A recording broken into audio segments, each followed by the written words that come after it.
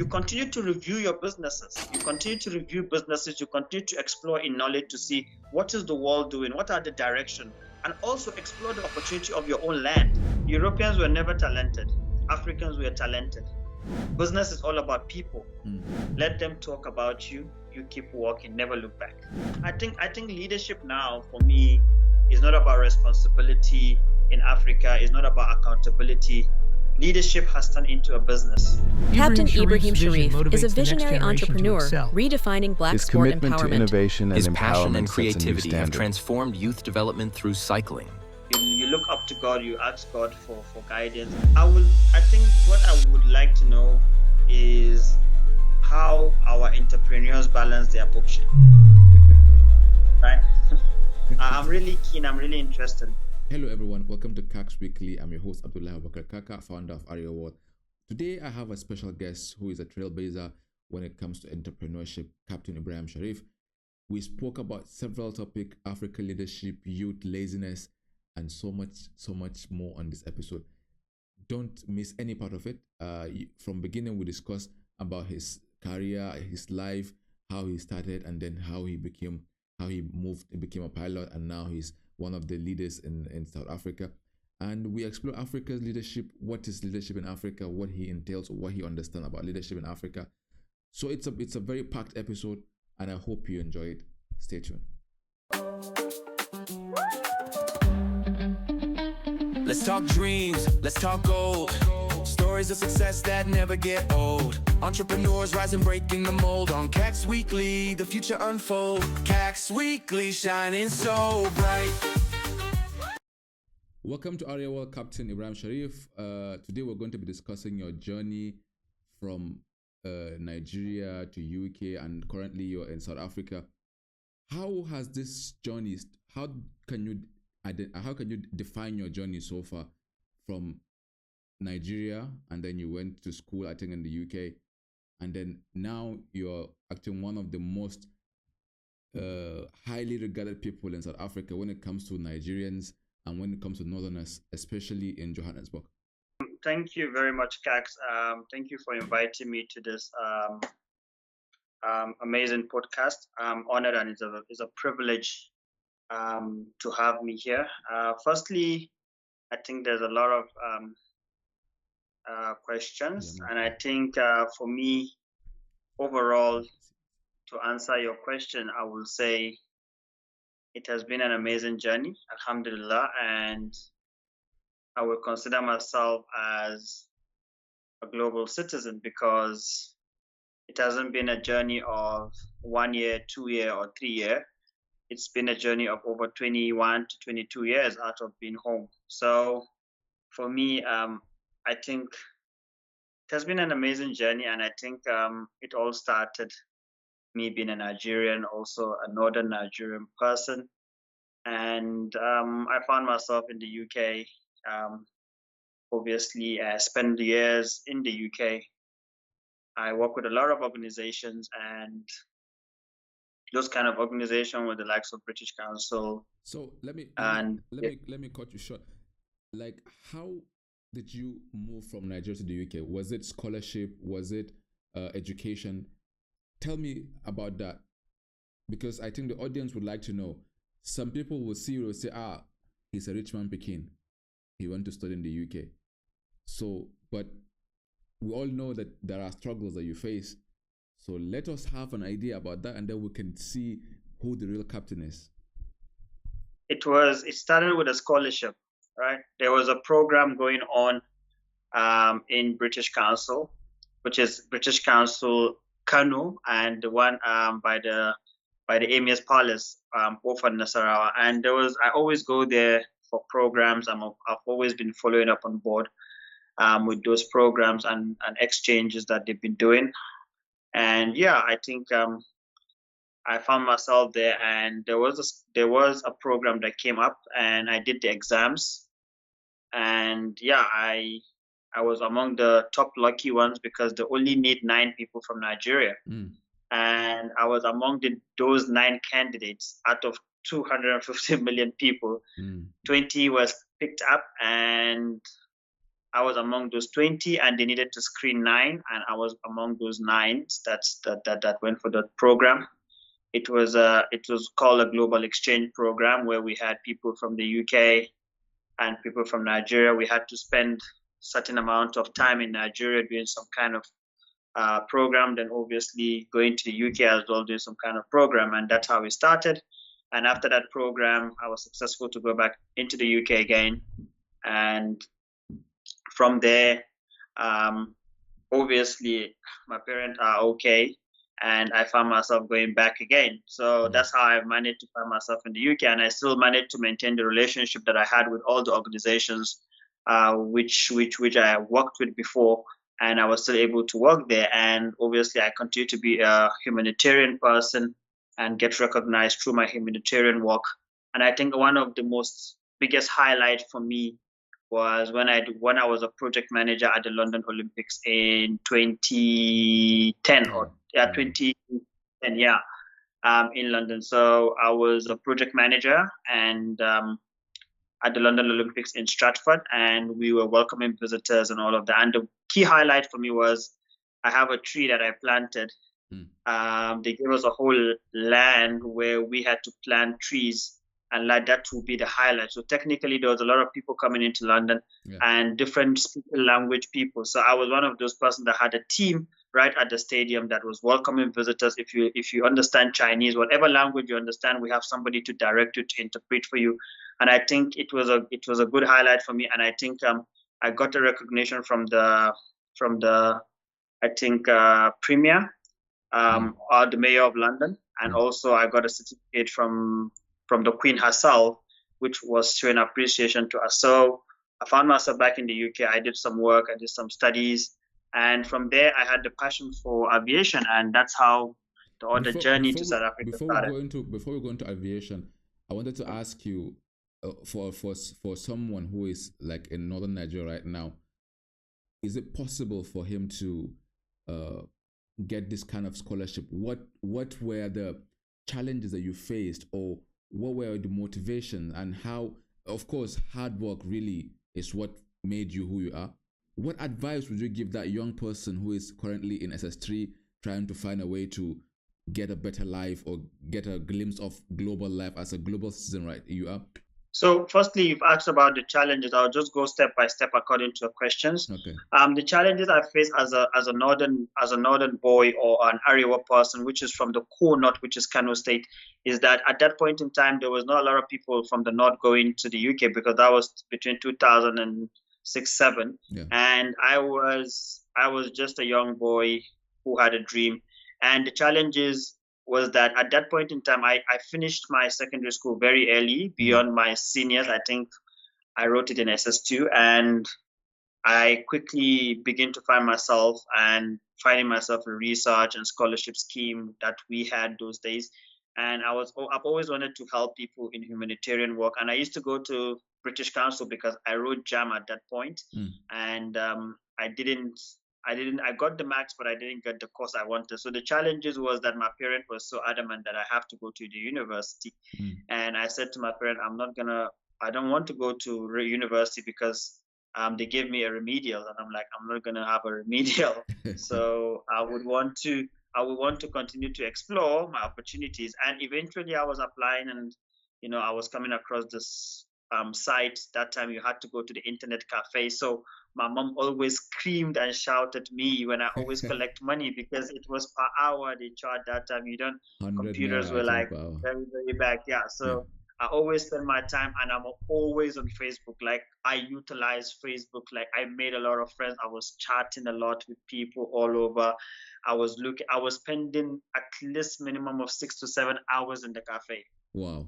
And in fact, when I was so interested in the cafe, I was spending money so much, then I did strike the deal with the owner of the cafe, where I would come in and help or assist, here and there, because I was very, very good at computers. So I would help here and there, and then I will have access to have free time to go onto that internet, because not that my mom or my parents couldn't afford it, but they were just tired. They were just seeing it as a scam. Like, you're taking too much money. Asking for money. If it were these days now, and they would say you're a Yahoo boy, you're scamming people or something. I think I honestly speaking. Yeah. You're right. And I think that young boys, even in Nigeria now, that are you doing their Yahoo, I think they can take from example, because you just don't need to scam people to get where you want to be. Yeah, I think it should be a good lesson. If you can, at that time you went to a cafe. Now everyone has a phone, everyone has a tablet, everyone gets to buy data on the phone and stuff. But then back in those, I remember back in 2003, 2004, where we used to go to cafe and you pay, and then you have like Yahoo email and MySpace and all that. So I made a video about 5 steps to achieve your goal in 2025 as an entrepreneur. You can click on the link above to watch it. I think it's very insightful and you're going to learn more. As we're discussing with Captain, a lot of you are watching this video but you're not yet subscribed to our YouTube channel. Please subscribe, comment and like the video if you get any value from what we are saying and our discussion. About the discussion. If you're going to advise a young person now, is just be yourself, follow your dream, and don't listen to what society will say. They will talk even if, no matter what, even if you do good, they will talk. If you do bad, they will still talk. That's society. I think for me, yes, you need to believe in yourself, but also Allah first for me, like believe in God. God come first, and I've seen that happen for me. So you look up to God, you ask God for guidance, and beside believing in yourself is that let them talk about you, you keep walking, never look back. For me, that was the saving grace.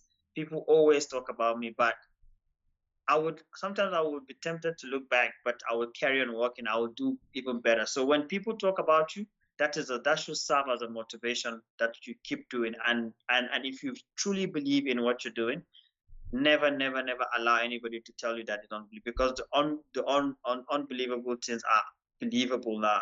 What you can do now, you can definitely achieve. So a lot of people have achieved greatness that people will never achieve. And I always give this instance.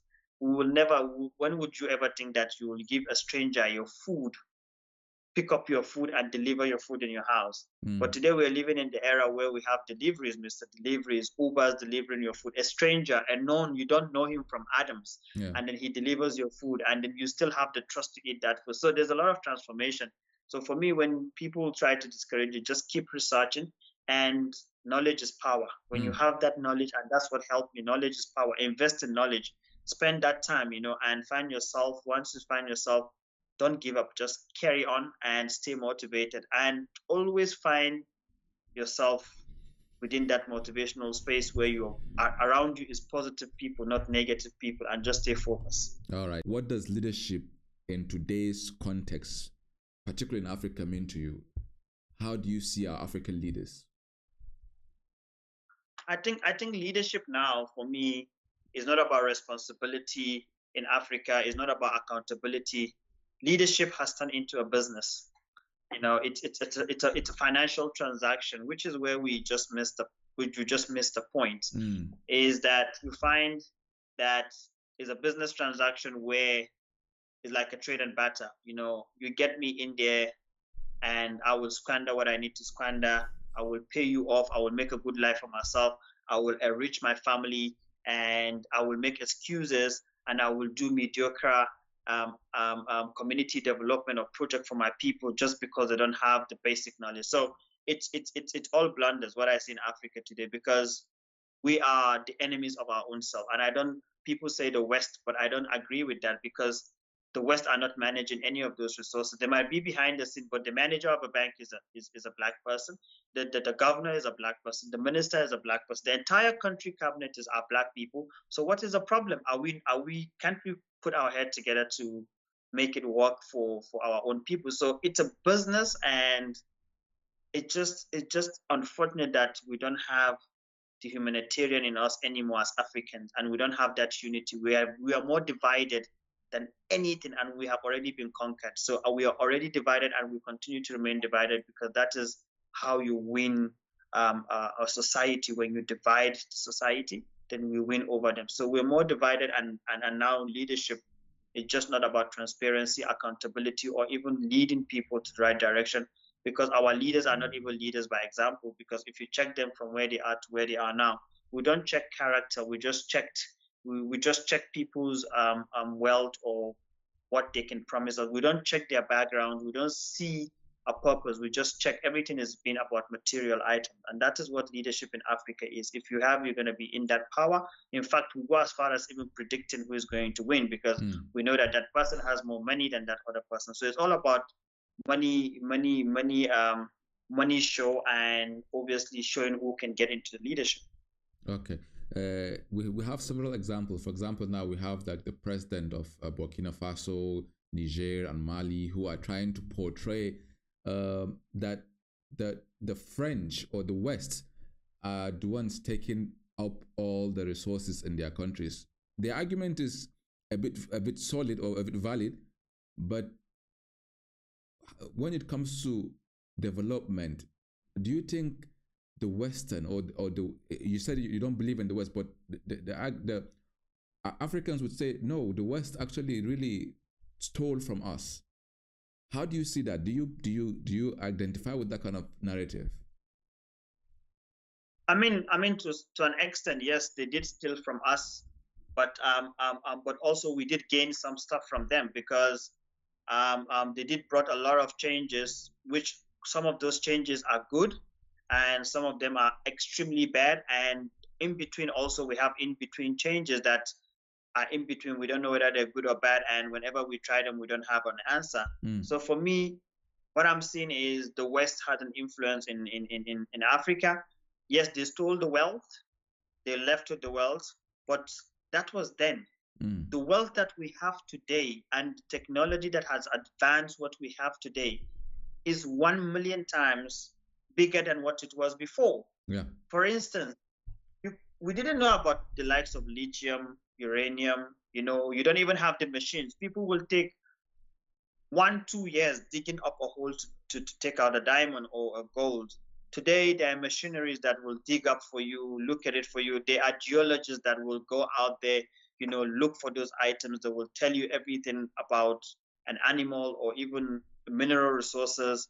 So much has changed, so much has changed. So they've taken away from us, but still, what we see is that the power is within us. It's within ourselves. What is hard, what is difficult to change the narrative? Yes, there might be a transaction between the West and Africa, but one thing that they managed to get right away from us is the unity, because the unity is always not there.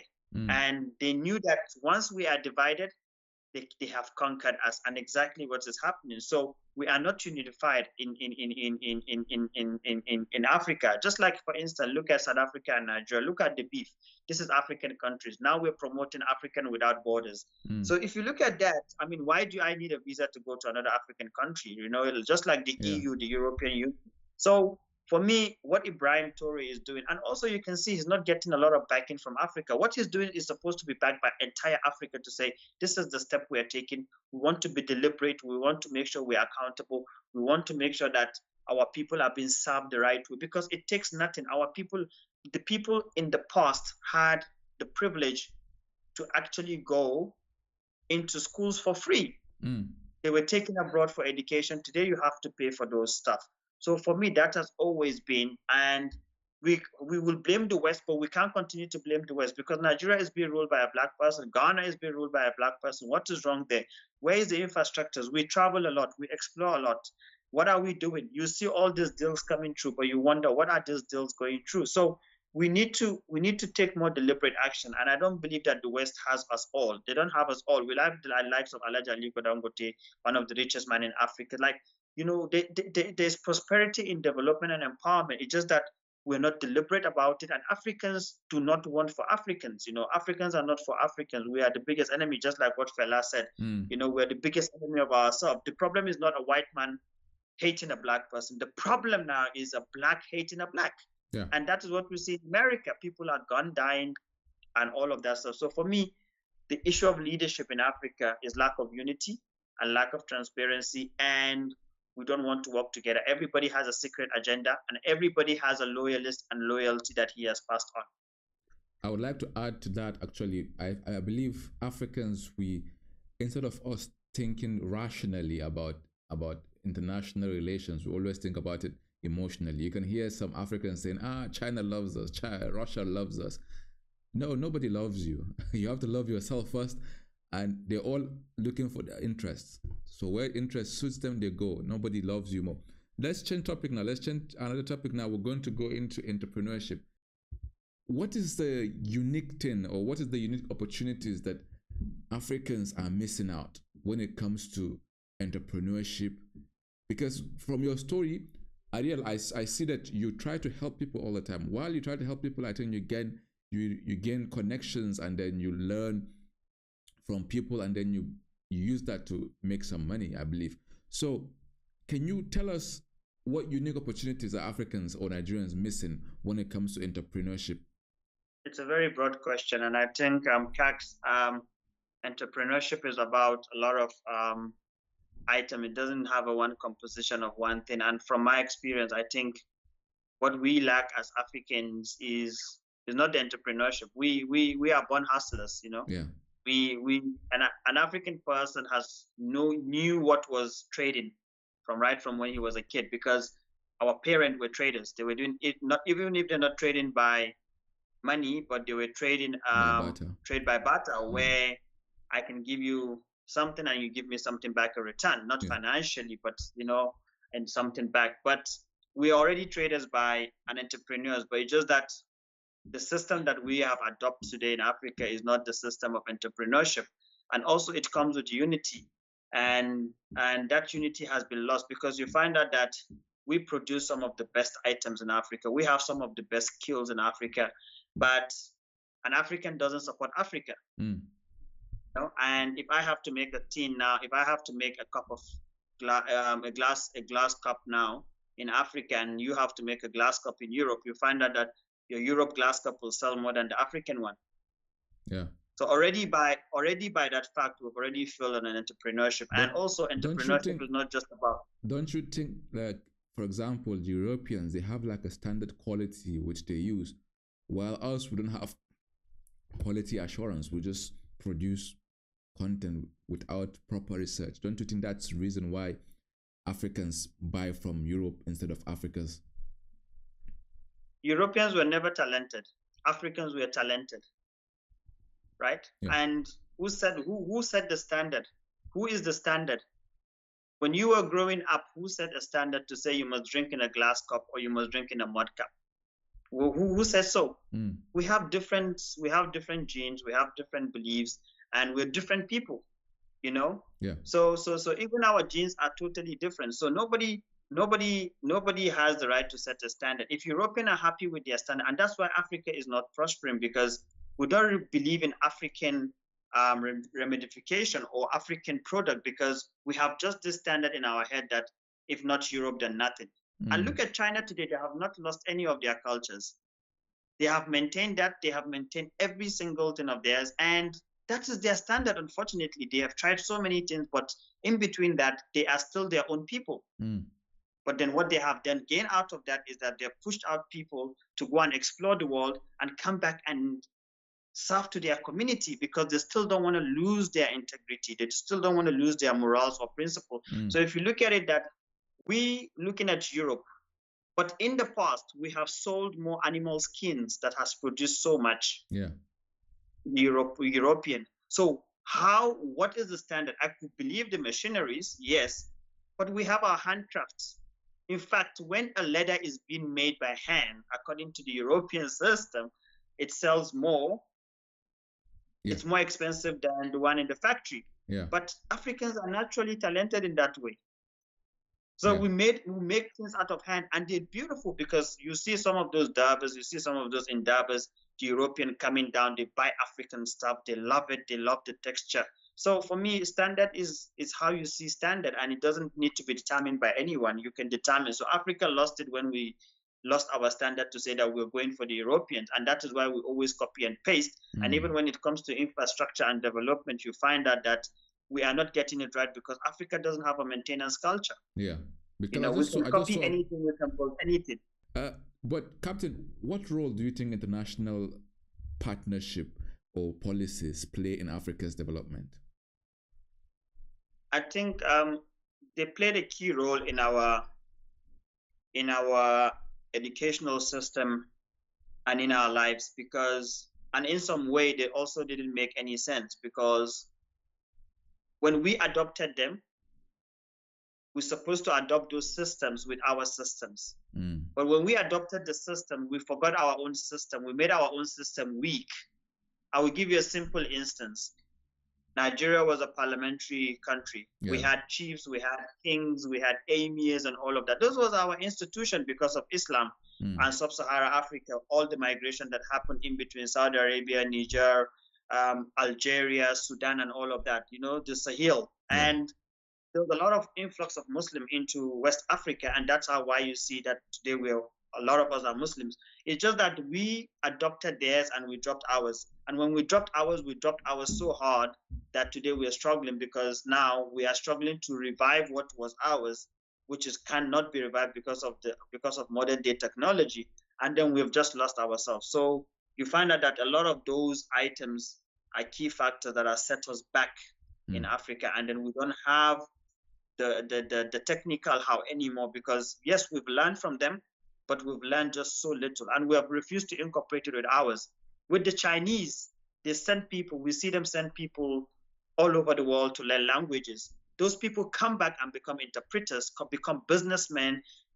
So they've adopted, they still maintain their culture, the way of business, and they've adopted technology. But still, you ask yourself, why are the Chinese still, in China, still speaking Chinese? They're very, they're very passionate about their language, but today, and they've refused to adopt to English, but they have Chinese English speaking people.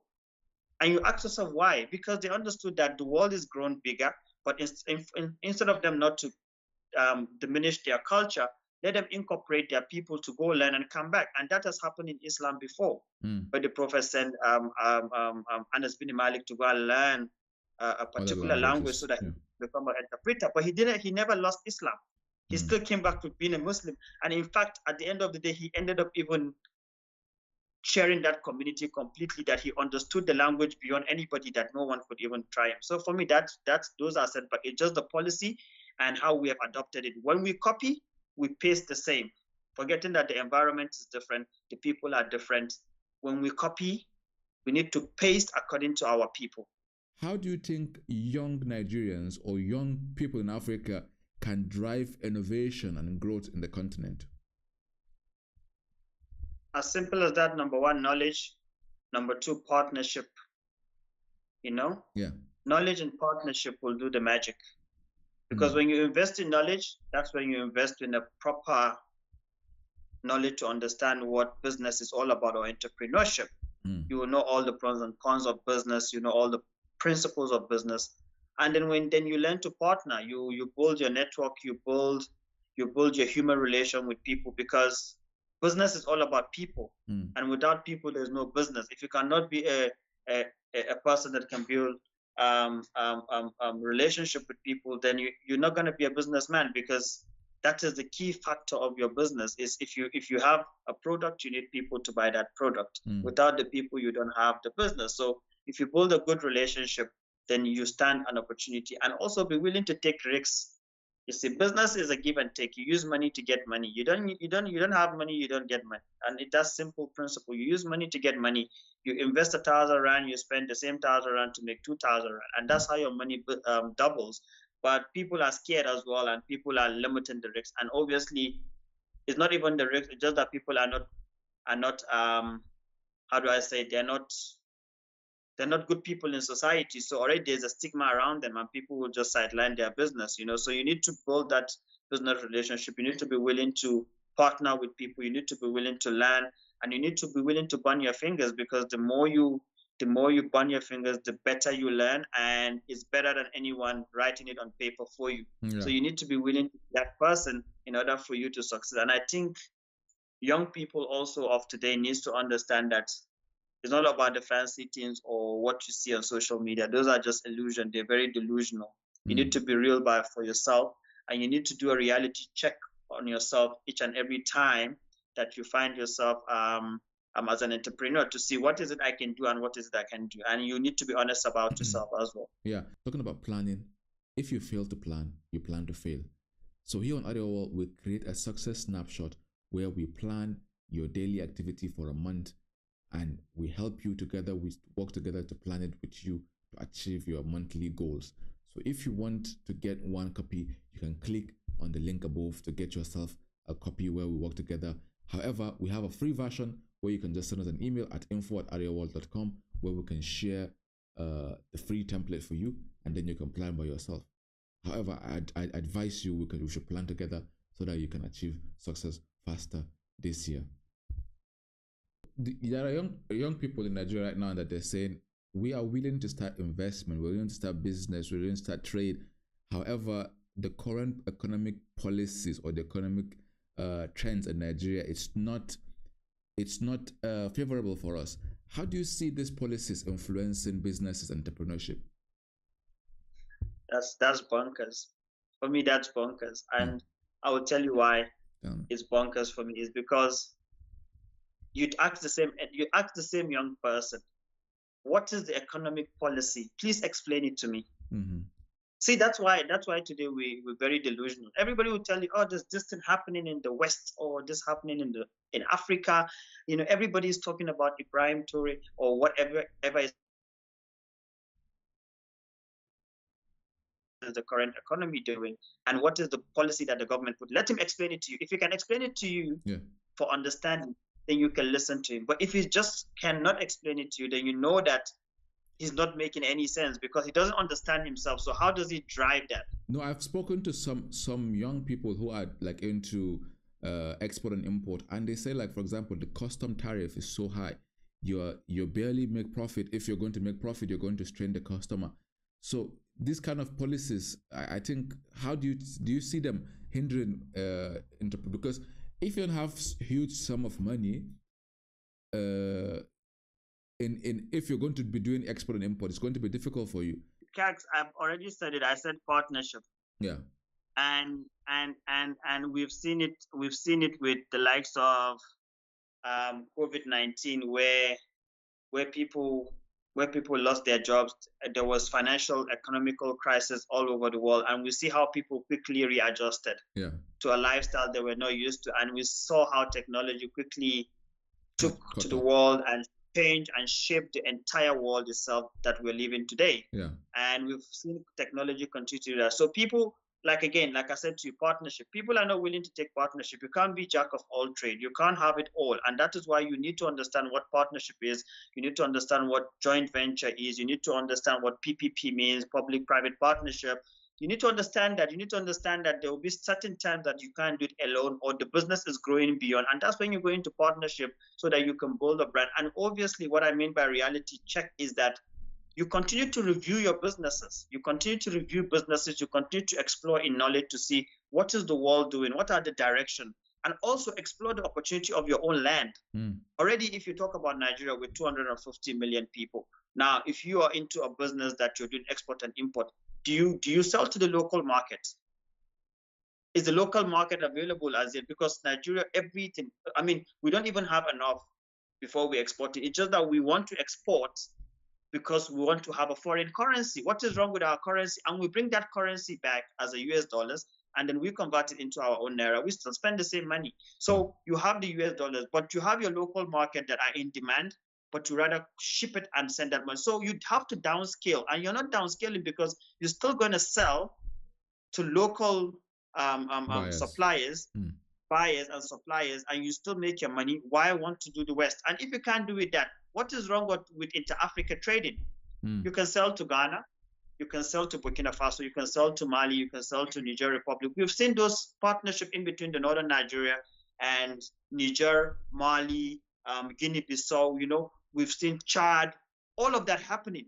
So why are we so fussy that the dollar has changed? If the dollar has changed, build up a local market, you know, build up a local market, go to your African neighboring countries, the ECOWAS, the West African Union, try and see how you can sell your market, and obviously partner with people, because when you get there, you need to know how to partner. And that's why I say your networking, your human relationship will get to people, and you partner there and you take a risk. But you don't have to depend on saying that the West the West has to determine your market. If the West has to determine your market, we've seen a lot of people right now, even with the state economy policy, people are still trading because they understood that I need to downscale, or I need to look for a partner, or I need to venture into something a bit more different, or I need to find a way to solve my problems.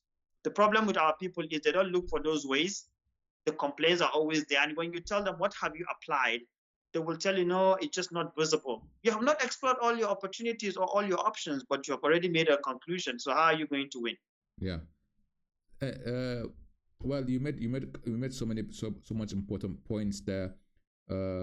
However, some would still argue that, for example, that when you look at let's say trade between African countries, you just said now Africa is supposed to be for free travel for Africans, but it's not easy to travel around. Nonetheless, I would ask you this: Do you think the young people right now are lazy? So I think for me, the knowledge is not there. Like, knowledge is not cheap. People believe that I can cut corners to get quickly to entrepreneurship, and it takes time. It takes a lot of time. I mean, if you listen to the likes of Alhaji Aliko Dangote, his testimony and all of that, it takes time. They're still up to date with technology. They have all the technology available to them.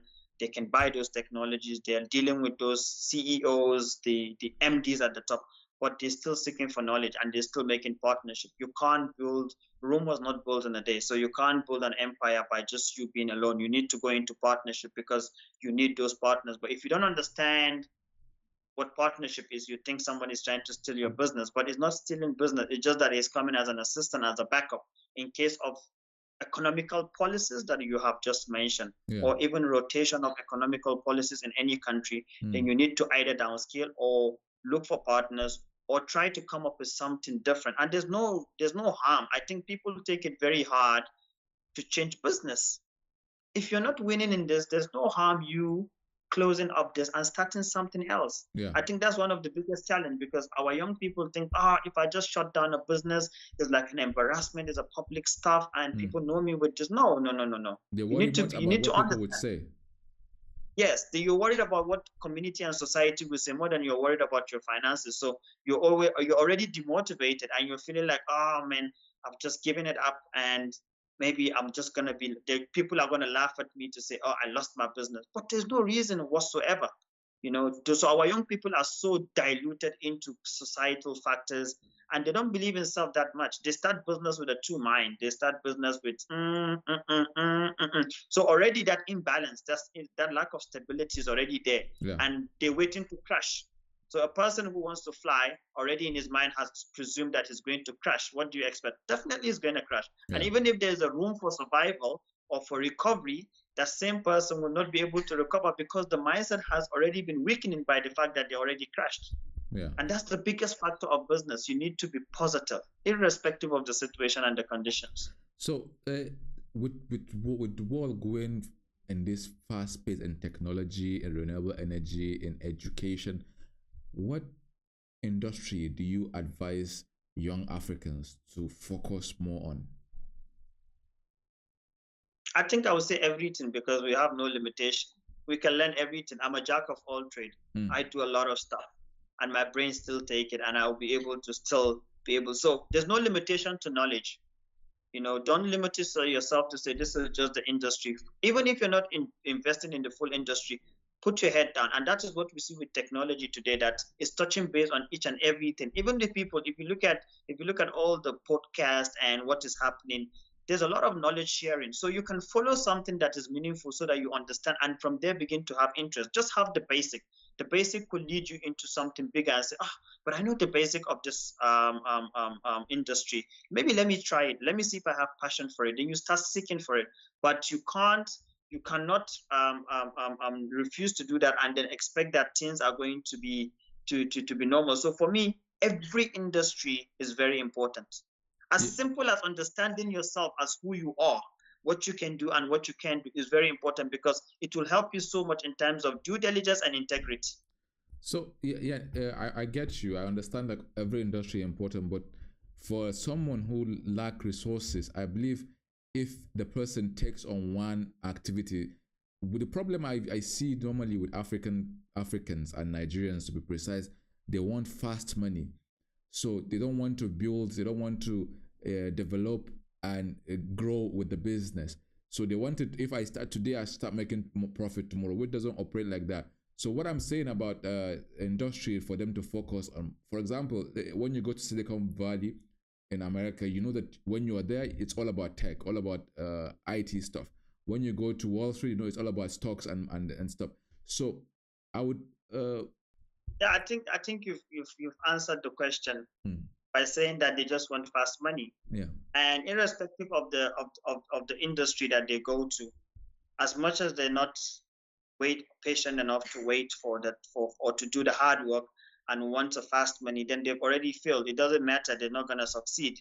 Because that's why I said knowledge. You need to understand what you're going into. You need to understand the basic of a business or even an entrepreneurship, why you're going into that. And then you need to, even if you don't have all the education, you need to then mingle yourself among those business people and just follow up and understand what it is about. You don't have to get the basic knowledge, but the advanced knowledge, but you can mingle yourself around those people, and slowly but surely you will learn the trade, because what you're going to have with those people is practical, not theoretical. What you're going to have in school is theoretical and practical, but not practical in the real world. There's two types of practical. There's practical in school, there's practical in the real world, because it's one thing for you to tell you that this is profit and loss, and it's another thing for you when you have your money and you lose it. So you know the pain of what that is. So for me, I would say, again, if I should advise the industry that I think young people should go into, I think for me is technology, and in Nigeria is farming, because every state in Nigeria, 36 states of Nigeria, every state of Nigeria has a uniqueness to it. And that is why you see, even in our plate numbers, Kano, the central of commerce, Lagos, the center of excellence, you know, the food basket of Africa, the what. So there's a lot of resources for everybody. But people, like you said, they want the quick fix. If I tell people, start a farming business, start a poultry business, you know, in your backyard, start it and expand. It's too much of hassle. They don't want to do it. But then you can do that and integrate technology. What do I mean by that, Kak?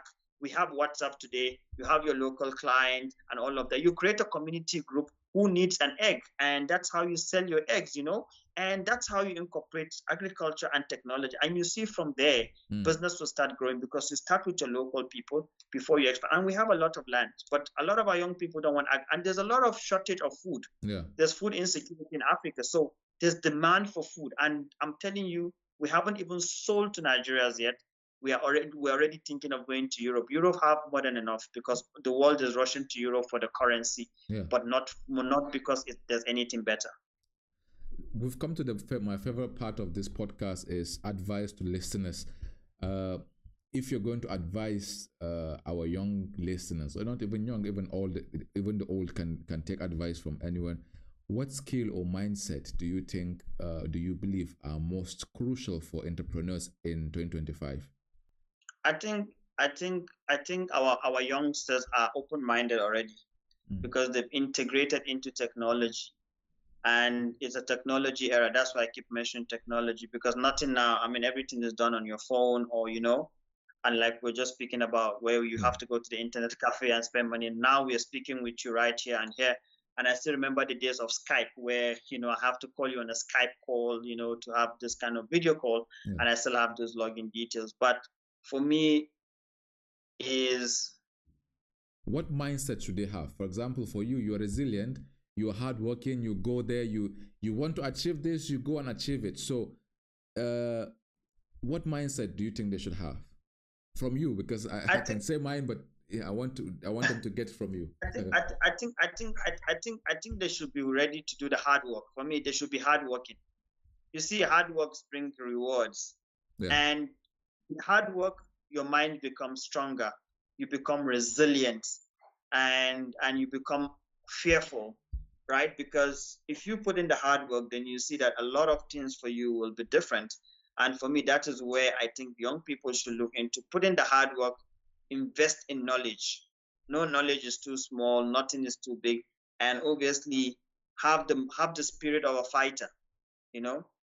Just have a spirit to say, when I fall, I'm going to keep on moving. You know, don't stop. Just because one doesn't work, the other can work. So just have that mindset where you're hardworking, and you're a pusher. You want to do it by all means. And I think that is the mindset that will take you a bit further. And just keep dreaming. Keep dreaming, keep dreaming, keep dreaming. Don't ever stop dreaming. And eventually your dreams will come true. So you have to dream. And when you dream, you have to believe. And when you believe, then you have to pursue. And that's my policy. That's my principles in life. I just don't dream and then obviously just a dream. I dream, I wake up, I think about it. I believe in that dream. Then I will start working on it. Then I start pursuing that dream if it's meant to be. And you can only have two answers, a yes or a no. You can either win or you fail. That's as simple as that. So you can evaluate yourself as quick as possible to see, are you doing it or you're not? And you find that balance in between yourself. So you need to also be listening to yourself and understand that it's a process, and just have that spirit of fighting and never giving up. Because today we see a lot of young people giving up. We see a lot of young people packing up. And just believe in yourself. Nobody will believe in yourself more than you do for yourself. A lot of people need validation to say, I need that person to believe in me, or I need that person to know. You believe in yourself, and if you believe in yourself, I think you will come out stronger. Because if you understand what the world is going through, I think you will be a stronger person and you'll be a stronger entrepreneur. And I think also our leaders need to also learn from that and just do what they need to do for humanity, and obviously take acknowledgement on that part of governance. So, Captain, I want to leave. I want to end this episode of this podcast with you pushing a question to our audience about life, so that when the next guest comes, he gets to answer that question. And then our audience, if you have any question that you want to ask Captain, you can write it in the comment, or something that you disagree with or you agree with, you can write in the comment section. So, Captain, what question do you have for our next audience, or for our audience, or for our next guest? In terms of what particular topic or anything? Life, whatever question that comes to your head. I think what I would like to know is how our entrepreneurs balance their bookship. Right? I'm really keen. I'm really interested, because there's this big illusion that I'm doing well in business, but there's no record. I would like to see. I would like the next person to ask my people that, how are they running their business? Is it a business, or it's just a mere buy and sell, and just fit to survival, right? Because there's business, there's survival mode. So I would like that person to ask our young entrepreneurs, and even not just our young entrepreneurs, even governance, and even our corporates, our bigger corporates, even the airline industry. I'd like to see their balance sheet. What are we doing? Is that a business, or just a show off to say that you're in business? Because a lot of the business don't make sense, because when you put the calculation, you put pen to paper, you find out that how are they surviving? What's going on? Yeah. Are they paying their debt? Are they paying their dues? And then obviously people doing big businesses, big on social media. I want to know, like, how did they balance their book? And has that business been very profitable? If they're looking for a $1 million investor or $2 million investor, will they get it? Will they get a tech company to come and partner with them just by those due diligence? So I'm really curious to know if the books are balancing up, and what is the source of the funding, or how have they grown or expanded in business as well. Thank you so much, Captain, for sharing your insight and valuable journey with us here on Area World. To our audience, remember, opportunities are many in Africa, and the change is always constant. You should never give up. Push hard and try to evolve and learn more. Stay tuned to Area World for more inspiring conversations with Kaks Weekly. And don't forget to visit our website, areaworld.com, so that you can start your entrepreneurial journey today. See you next time. Bye for now. Thank you, Captain.